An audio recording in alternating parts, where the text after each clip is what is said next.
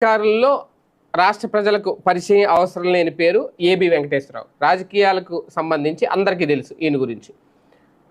ఆయన రిటైర్ అయిన సందర్భం దగ్గర నుంచి అంతకుముందు ఆయన ఎదుర్కొన్న ఇబ్బందులు ఇవన్నీ. అయితే ఒక రకంగా టీడీపీతో నేరుగా ఈయనకి సంబంధాలు అనేవి ఉన్నాయని చెప్పలేం, కానీ సంబంధాలు లేకపోయినా సరే టీడీపీకి సానుభూతిపరుడు అనేది ఒక ప్రచారం అయితే జరుగుతుంది.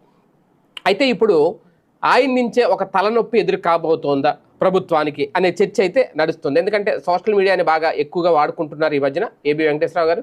ఆయన సోషల్ మీడియాలో చేస్తున్న ప్రచారాలు ఏవైతే ఉన్నాయో, అంటే ఆయన గత ప్రభుత్వంలో ఆయన ఎదుర్కొన్న ఇబ్బందులు అవమానాలను దృష్టిలో పెట్టుకుని టీడీపీ క్యాడర్ ఏబీవీతో బాగా కనెక్ట్ అయింది.